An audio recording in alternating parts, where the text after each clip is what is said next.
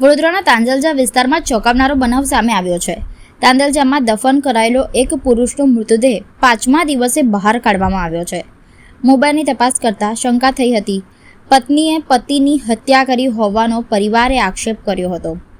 આ અંગે પ્રાપ્ત થતી માહિતી અનુસાર 18મી નવેમ્બરની રાત્રિએ આ ઘટના ઘટી હતી। પરિવારે આરોપો લગાવતા જણાવ્યું હતું કે ઇરશાદને પહેલા ઊંઘની ગોળીઓ આપીને બેહોશ કરવામાં આવ્યો હતો અને પછી ગળું દબાવીને તેની હત્યા કરવામાં આવી।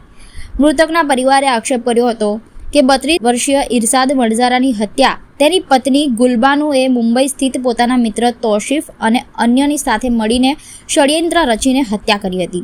જોકે પરિવારજનોએ આકસ્મિક મૃત્યુ થયું હોવાનું માનીને 19મી નવેમ્બરના રોજ ઇરશાદની દફન વિધિ પણ કરી દીધી હતી। દફન વિધિ બાદ મૃતકના પરિવારે શંકા જતા તેને પત્ની ગુલાબાનું મોબાઈલ ફોનની તપાસ કરી હતી। આ તપાસ દરમિયાન તેમને જાણવા મળ્યું હતું કે પત્નીએ સતત કોઈ એક નંબર પર લાંબા સમય સુધી ફોન કર્યા હતા, જેના કારણે તેમની શંકા વધુ ગાઢ બની હતી। આ શંકાના આધારે હત્યાની સઘન તપાસ કરવા માટે પોલીસ અને મેજિસ્ટ્રેટની હાજરીમાં 32 વર્ષના યુવકના મૃતદેહને કબરમાંથી બહાર કાઢવામાં આવ્યો હતો।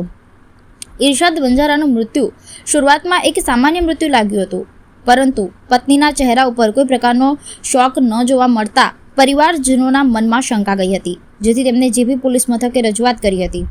જે બાદ અધિકારીઓએ મૃતદેહને બહાર કાઢવાનો નિર્ણય કર્યો હતો। મૃતદેહને કબરમાંથી બહાર કાઢવામાં આવ્યો હતો અને મૃતદેહને બહાર કાઢીને ગોત્રી હોસ્પિટલમાં પોસ્ટમોર્ટમ અર્થે મોકલી આપવામાં આવ્યો હતો, જેથી જેપી રોડ પોલીસે યુવકના મૃતદેહને પીએમ માટે મોકલી આપ્યો અને આ મામલે વધુ તપાસ શરૂ કરી।